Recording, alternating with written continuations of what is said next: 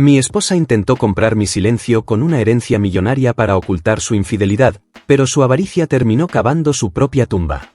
Lo que comenzó como un divorcio, desembocó en una masacre y una confesión que helaría a cualquiera. Dicen que el dinero es la raíz de todos los males, pero nadie te advierte que la codicia puede convertir a la mujer con la que compartiste tu vida en el arquitecto de tu propia muerte.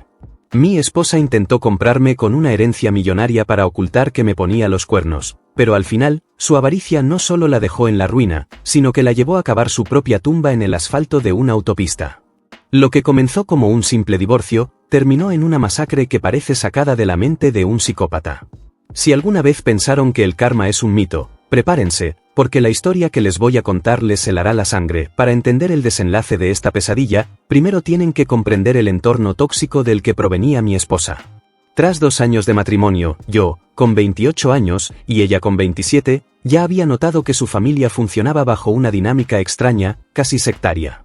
Su abuelo había amasado una fortuna colosal décadas atrás, y al fallecer, dejó todo en manos de su esposa, mi abuela política. Esta mujer no era solo rica, era una dictadora de guante blanco. Usaba su fortuna como un látigo invisible para controlar a cada miembro de la familia. No eran demandas absurdas al principio, sino pruebas de lealtad. Recuerdo perfectamente el incidente con el primo de mi esposa. El chico se hizo un pequeño tatuaje en el hombro, algo discreto. La abuela montó en cólera, no por el tatuaje en sí, sino porque desafía la imagen de la familia. Le exigió borrárselo, pagando ella misma las costosas sesiones láser, y el primo, un adulto con carrera propia, se sometió sin chistar. Cuando le pregunté a mi esposa por qué toleraban esa humillación, ella se encogió de hombros con una naturalidad que me aterró. Es una anciana, y todos sabemos de dónde viene el dinero. Hay que consentirla. Esa frase me dio la primera pista de su brújula moral. Para ella, el amor, la familia y la dignidad eran transaccionales. Todo tenía un precio. Yo me negué a jugar ese juego. Mantuve mi distancia con la abuela, lo que me ganó su respeto tácito, pero también me aisló del resto de su clan. El único con el que mantenía una relación cordial era el hermano de mi esposa. Aunque nunca fuimos íntimos, la ilusión de mi matrimonio se hizo añicos una tarde de martes. Llegué a casa antes de tiempo y escuché susurros. Mi esposa estaba en el patio trasero, pegada al oído con el teléfono. Su tono no era el de una conversación casual, era el tono ronco, cómplice y prohibido de alguien que está cruzando la línea. Me escondí detrás de la esquina, con el corazón latiéndome en la garganta, y grabé un audio de 30 segundos. En él, ella le decía: "Te extraño demasiado. Voy a buscar la forma de escaparme esta semana. Te amo". Esa noche no dormí.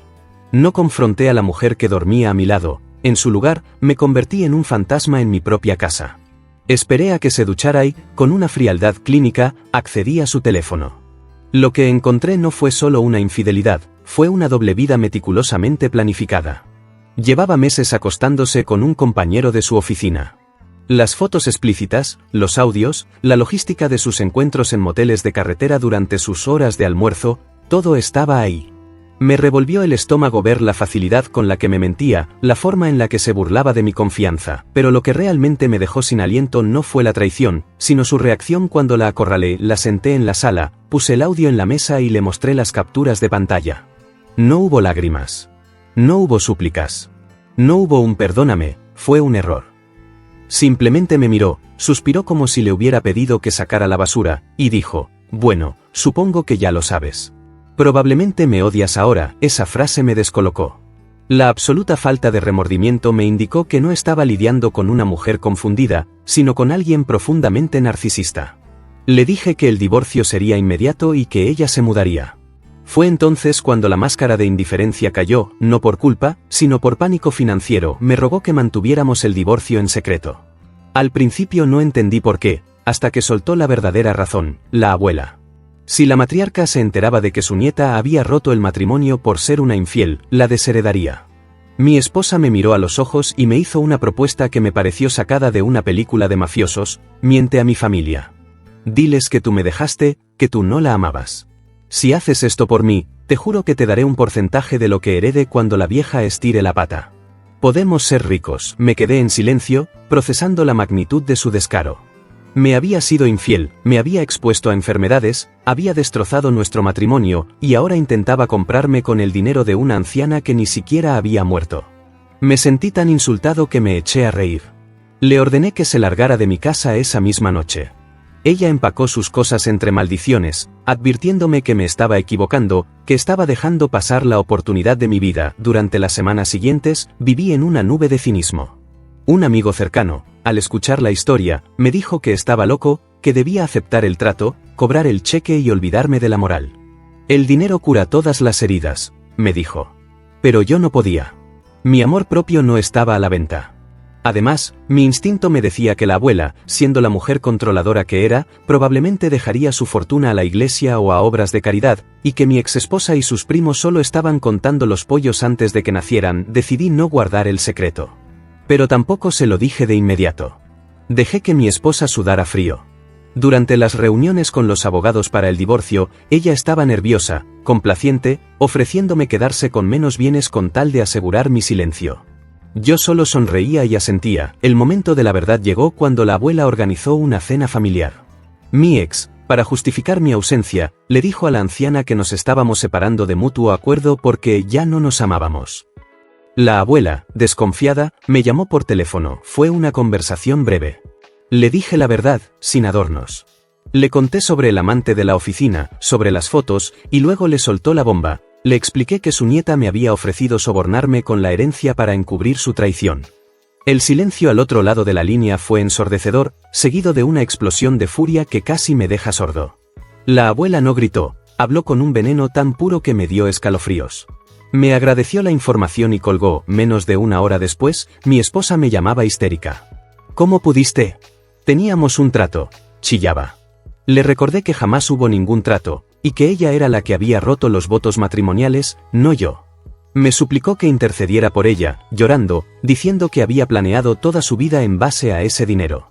Le respondí con una frialdad que la devastó. Debiste pensar en tu seguridad financiera antes de abrirle las piernas a tu compañero de trabajo. Esa fue la última vez que hablamos como seres humanos civilizados. A partir de ese momento, el divorcio se convirtió en una guerra. Ella, sabiendo que había perdido la herencia, intentó sacarme hasta el último centavo en el juicio.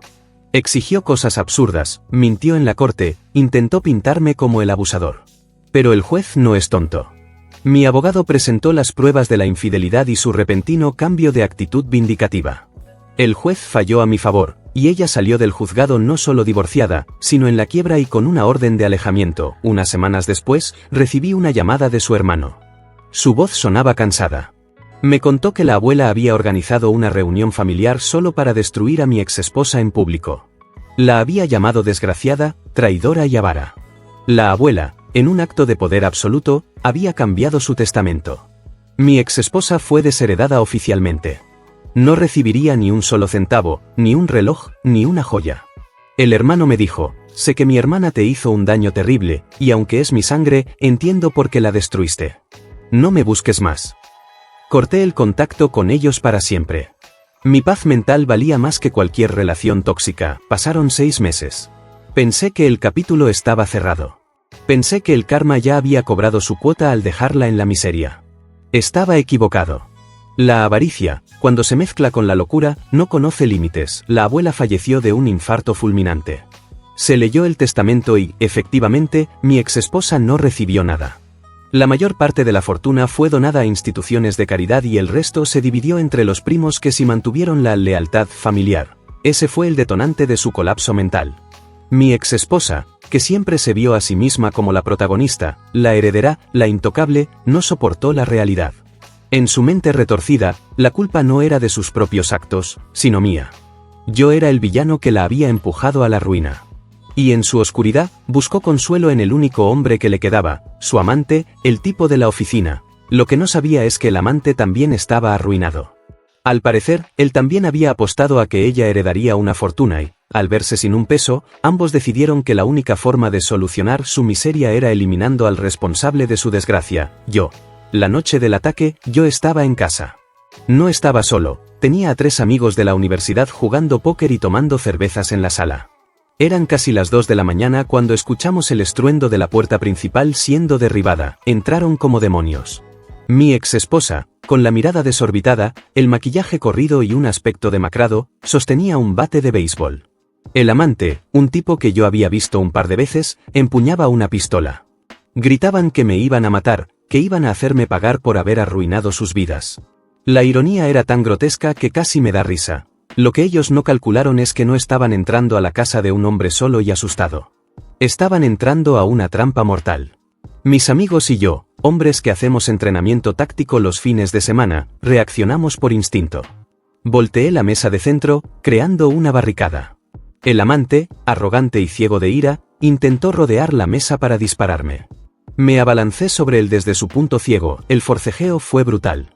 Logré desviar su brazo justo cuando el arma se disparó, incrustando la bala en el techo. Le propinó un golpe seco en la tráquea, lo que lo dejó sin aire, y luego una patada a la rodilla que escuché crujir en toda la sala. Cayó al suelo, gimiendo. Mi exesposa, al ver a su amor en el suelo, perdió la cabeza por completo.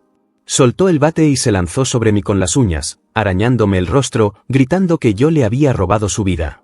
Mis amigos tuvieron que sujetarla. Fue una escena dantesca. La mujer con la que me casé, la que me pidió que mintiera por dinero, ahora parecía una bestia salvaje, escupiendo odio puro. Los sometimos, los atamos con precintos de plástico que guardo en el garaje para emergencias y llamamos a la policía. Cuando las patrullas llegaron, las luces rojas y azules bañaban la sala. Los oficiales entraron para llevárselos. El amante, adolorido y humillado, cometió el error fatal. Cuando el oficial se acercó para levantarlo, él sacó un cuchillo de caza que tenía escondido en la bota y lo clavó hacia el cuello del policía. El oficial no lo pensó dos veces. Sacó su arma reglamentaria y le disparó a quemarropa en el pecho. El estruendo fue ensordecedor. El amante cayó, ahogándose en su propia sangre. El caos estalló. Mi exesposa, al ver la sangre y escuchar los gritos, entró en un estado de shock psicótico. Aprovechó que sus captores estábamos distraídos por el disparo, se zafó de los precintos, que habían quedado flojos por el forcejeo, y salió corriendo por la puerta destrozada. Gritaba como una posesa, corriendo a ciegas hacia la avenida principal, que en esa zona es una carretera de 4 carriles con tráfico nocturno pesado. Salí corriendo detrás de ella, gritándole que se detuviera. Pero ella no escuchaba. Solo veía la oscuridad. Salió a la carretera sin mirar. El sonido de los frenos de un tráiler de 18 ruedas resonó en la noche, seguido de un impacto sordo, húmedo y definitivo. El conductor intentó frenar, pero la física es implacable. Mi exesposa fue lanzada por los aires y cayó metros más adelante, sobre el asfalto. Murió en el acto. Su cuerpo quedó destrozado bajo las luces de emergencia de los vehículos que se iban deteniendo. Me quedé de pie en la orilla de la carretera, con el corazón acelerado, mirando el cuerpo de la mujer que alguna vez amé. No sentí tristeza. Solo sentí un vacío absoluto, y la confirmación de que la codicia es un cáncer que termina por devorar al huésped. Semanas después, en el hospital de la prisión, el amante, quien milagrosamente sobrevivió al disparo pero perdió una pierna y pasó meses en la UCI, fue interrogado por la policía. En su lecho de muerte moral, confesó la verdad más cruel de todas. Admitió que nunca amó a mi exesposa. Desde el primer día, supo de la fortuna de la abuela. La sedujo, la mantuvo enganchada, y la convenció de que debían matarme para asegurar su futuro. Cuando se enteró de que ella había sido desheredada, planeó el ataque no por venganza, sino porque pensó que, al matarme, podría robar mis ahorros y huir. Ella había destruido su matrimonio, su reputación y su vida, por un hombre que la veía solo como un boleto de lotería caducado. Hoy, un año después de aquella noche, sigo viviendo en la misma casa. Cambié las cerraduras, puse un sistema de seguridad de nivel militar y adopté un perro pastor alemán. A veces, en las noches tranquilas, recuerdo la oferta que me hizo. El dinero que rechace. Y sonrío, porque sé que la mayor fortuna que tengo es mi vida, mi dignidad y mi paz mental. Ella intentó comprarme con el dinero de una muerta y terminó pagando con su propia vida. El karma no siempre llega con un cheque, a veces, llega con las luces de un tráiler en la oscuridad. ¿Ustedes qué opinan de este desenlace? ¿Creen que merecía ese final o fue demasiado lejos? Los leo en los comentarios. No olviden darle like, suscribirse y activar la campanita de notificaciones para no perderse el próximo video. Nos vemos la próxima.